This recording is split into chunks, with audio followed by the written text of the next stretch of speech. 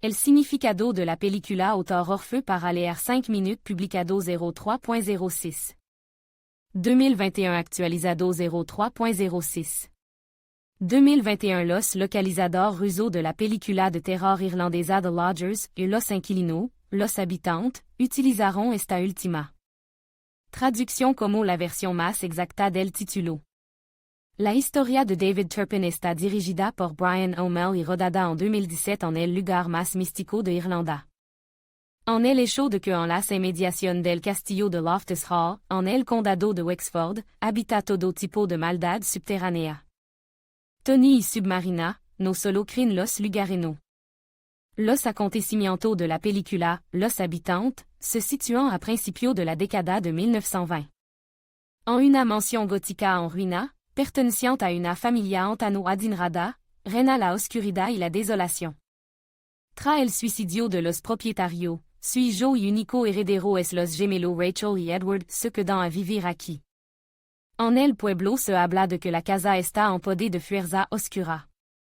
Por ello, los adolescentes llevan una vida recluida no por voluntad propia. El hermano y la hermana nunca abandonan la finca, nunca dejan entrar a nadie, siempre se tienen a la vista y se acuestan estrictamente. Depuis de la puesta de sol. Esta regla fueron establecida por las malvadas criaturas que vivan en el sótano lleno de agua. Los monstruos salen por la noche del lago cercano donde se ahogaron los padres de los gemelos y tienen un poder absoluto sobre l'eau. Los castigan por desobediencia, los asustan y les prometent la muerte si intentan separar su marchar de casa. Edward se sommet por completo al destino. Para sobrevivir, repite constantemente las reglas y obliga a su hermana a repetirla. Rachel piensa en cómo abandonar este lugar maldito. La chica, cerca del agua, es visitada por extraña visión, lee el libro de Edgar Poe, El lago, e intuit que se acerca el momento fatídico de su vida. La decisión de huir se hace realidad cuando, la víspera de su 18 cumpleaños, Rachel va a hacer la compra para una cena de celebración. La tendra, la señora Nally, le informa de que no hay dinero en la cuenta de los gemelos y le entrega una carta del abogado de la familia. Sir Birmingham notifica a los herederos que son financieramente insolventes y deben vender la finca por deuda. Rachel, desalentada por esta noticia, regresa a casa de su hermano, levando un medallón de plata con foto de su madre y su padre para pagar la comida. En el camino, la joven reclusa es víctima del acoso de Desi, un maton local. El hijo de la SRA. Nally acude en su rescate. Los jóvenes empiezan a conocerse y a contar cosas.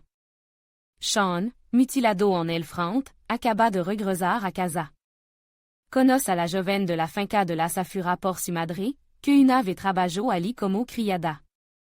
Rachel le cuenta a su compañero que no sale de casa porque ella y su hermano están cumpliendo una condena por los pecados de su familia. Que el agua no puede lavar. Sean desconfía de la historia, dice que no es que tiene miedo a los fantasmas, sino a la gente que hace el mal, pegar, violar, robar. Al fin y al cabo, la niña ya ha visto la crueldad del mundo que la rodea. Rachel y Sean se cogen cariño y empiezan a merodear por el lago. El floreciente amor se convierte en la causa de más acontecimiento dramático. Sean llega a Birmingham para vender la finca y conseguir el dinero. Rachel se encuentra con él en la ciudad, ofreciéndole comprar de nuevo la mansión con el exquisito collar de perla de su madre. Esta se disgusta, desea hablar con el gemelo e invade la casa. Edward le sale al encuentro con un cuchillo, el huye y el arroja al sótano lleno de agua, on convida. Rachel, que ha venido corriendo al oír el chapoteo, casi sea víctima de su hermano, que intenta violarla. Aterrorizada por salir de la casa, la chica ve que el collar que ha dejado caer Birmingham no son perla, sino hueso. El misticismo se activa y se vuelve tan amenazador que los amantes Rachel y Sean se proponen abandonar estos lugares a toda costa. La chica va a la tumba de su padres para despedirse de él para siempre y dejar el famoso medallón en la lápida. El chico, decidido a ocuparse de este misterio y castigar al agresor de su amada, se dirige a la mansión. Sean esquiva un attaque del angustiado hermano de Rachel. En el transcurso de la pelea, el propio Edward se sobre su cuchillo y mur desangrado. Apresurando a rescatar a su amada, que ha quedado en las oscura profundidad de un siniestro sótano de agua, Sean se zambultra et la. Al lisiado le resulta difícil nadar sin una pierna, y el pasado de los gemelos que se ahogan el lo arrastra hasta el fondo. Rachel pierde el conocimiento y luego resurge milagrosamente en el lago, cerca del cual pasó mucha hora resolviendo los misterios de la maldición de su familia. En el final de la película, The Resident, resulta que el sótano con agua, un reflejo, espejo, de la propia finca. Aquí vivió una familia que practicó unión incestuosa durante casi 2 siglos. Es un pecado que el agua no puede lavar, así se lo dijo la chica a Sean. El incesto entre los gemelos que solían nacer en la dinastía fut la razón por la que el castigo emergió de las profundidades del lago.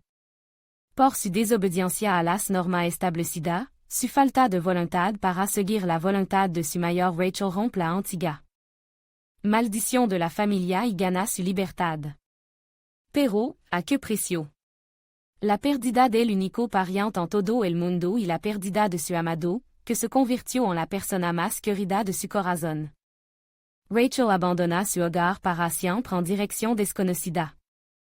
La carga semántica de la película, Los Habitantes, est la creencia en la libertad de los sentimientos elevados, que dan a un hombre courage, valentia, determinación para decidir su propio destino. Admin.